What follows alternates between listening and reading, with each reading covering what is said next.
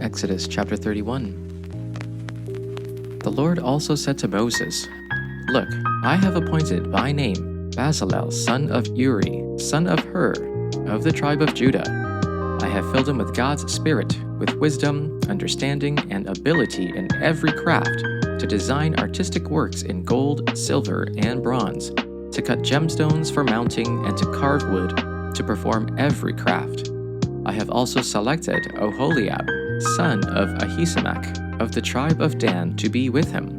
I have put wisdom in the hearts of all the skilled artisans, in order to make all that I have commanded you: the tent of meeting, the ark of the testimony, the mercy seat that is on it, and all the furnishings of the tent, the table and its utensils, the pure lampstand with all its utensils, the altar of incense, the altar of burnt offering with all its utensils, the basin with its stand, and the finely worked garments, the holy garments for Aaron the priest, and the garments of his sons for their service as priests, and the anointing oil and the fragrant incense for the holy place.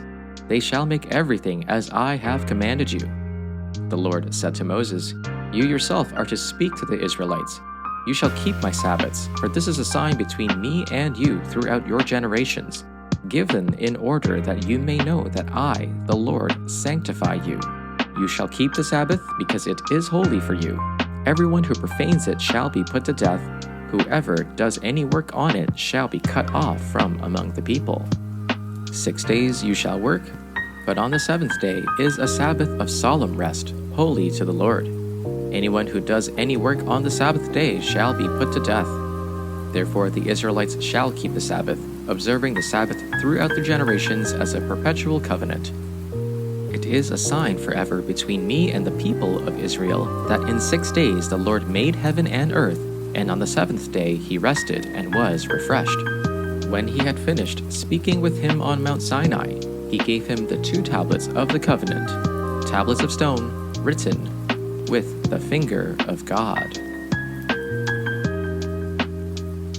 Exodus chapter 32. When the people saw that Moses delayed in coming down from the mountain, they gathered around Aaron and said to him, "Come, make gods for us who will go before us, because this Moses, the man who brought us up from the land of Egypt, we don't know what has happened to him."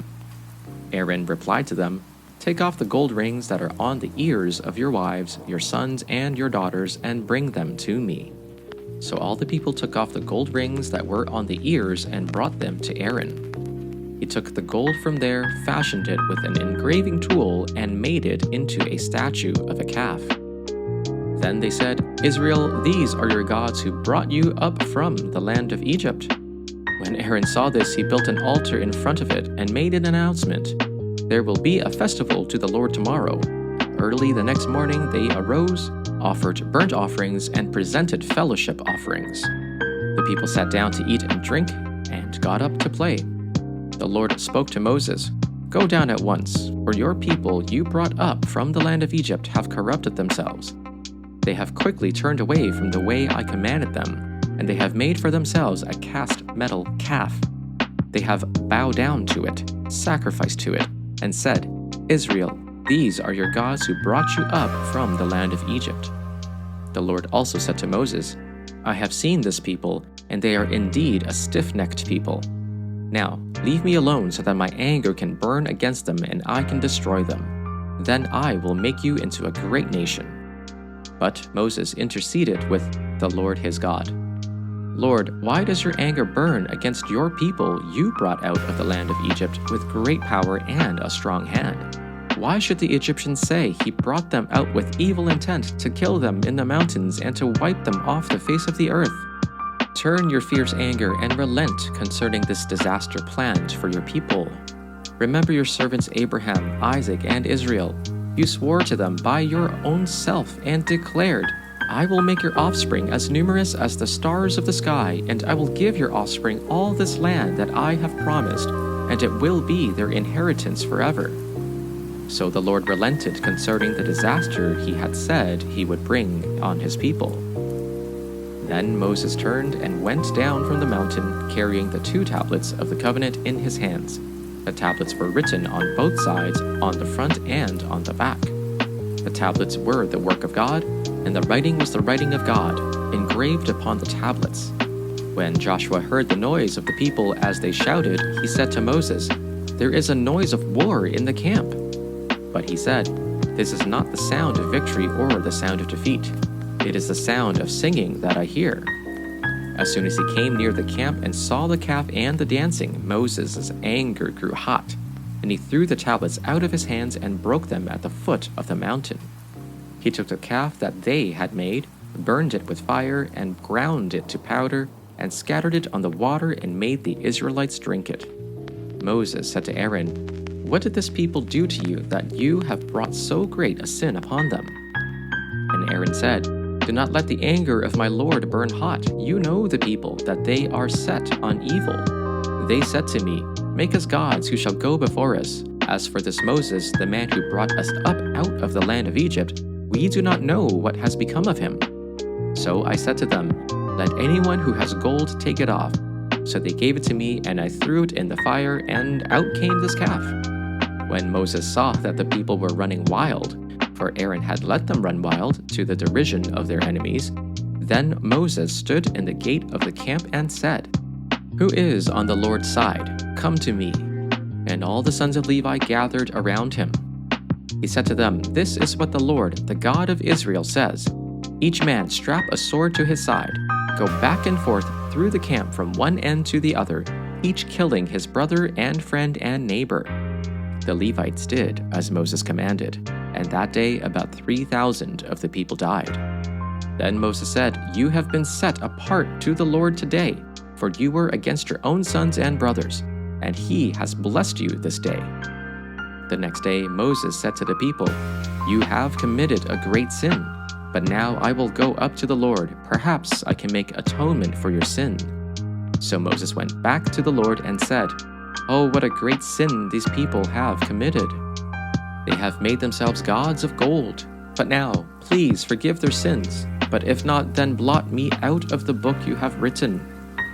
The Lord replied to Moses, "Whoever has sinned against me, I will blot out of my book."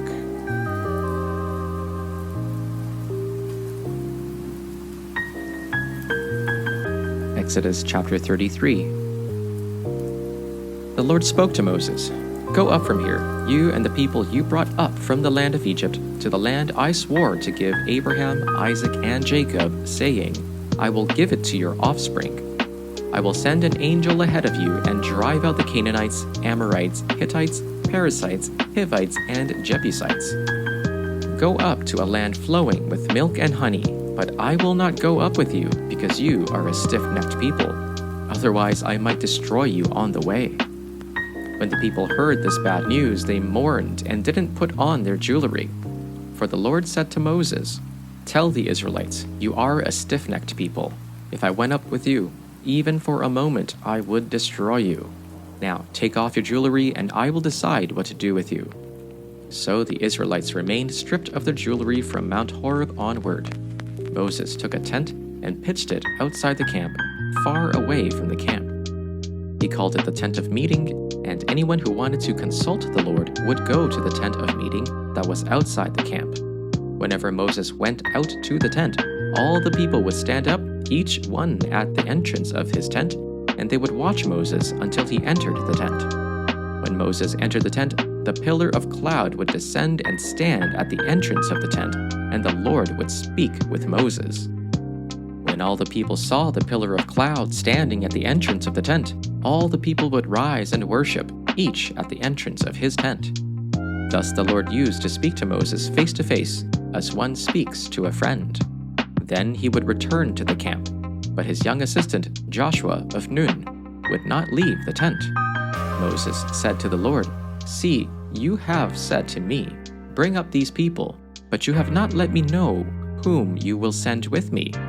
Yet you have said, 'I know you by name,' and you have also found favor in my sight. Now, if I have found favor in your sight, show me your ways, so that I may know you and find favor in your sight. Consider too that this nation is your people."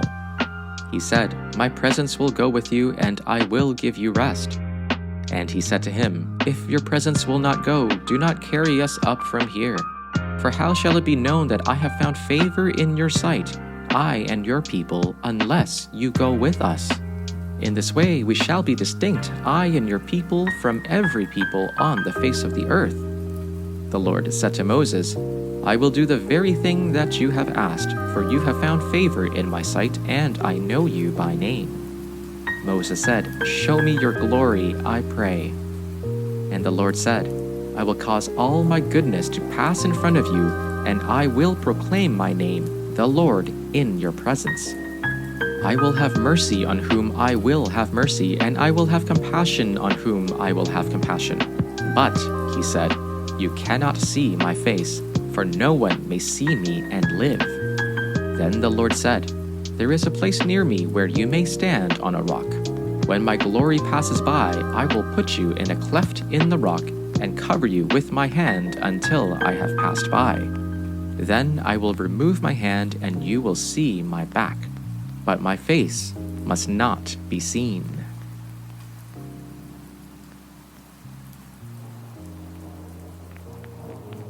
Matthew chapter 22, verse 23. The same day some Sadducees came to him, saying there is no resurrection, and they asked him a question. Teacher, Moses said, if a man dies childless, his brother shall marry the widow and raise up children for his brother. Now there were 7 brothers among us. The first married and died childless, leaving the widow to his brother. The second did the same, and also the third, down to the 7th. Last of all, the woman herself died. In the resurrection, then, whose wife of the 7 will she be? For all of them had married her. Jesus answered them, You are wrong, because you know neither the Scriptures nor the power of God. For in the resurrection they neither marry nor are given in marriage, but are like angels in heaven. As for the resurrection of the dead, have you not read what was said to you by God? I am the God of Abraham, the God of Isaac, and the God of Jacob? He is not God of the dead, but of the living. When the crowds heard it, they were astounded at his teaching. When the Pharisees heard that he had silenced the Sadducees, they gathered together, and one of them, a lawyer, asked him a question to test him. Teacher, which commandment in the law is the greatest? Jesus replied, Love the Lord your God with all your heart and with all your soul and with all your mind. This is the first and greatest commandment. The second one is like it. Love your neighbor as yourself. All the law and the prophets hang on these 2 commandments. While the Pharisees were gathered together, Jesus asked them, What do you think about the Messiah? Whose son is he? The son of David, they replied. He said to them, How is it then that David, speaking by the Spirit, calls him Lord? For he says, The Lord said to my Lord, Sit at my right hand until I put your enemies under your feet. If then David calls him Lord, how can he be his son? No one could say a word in reply, and from that day no one dared to ask him any more questions.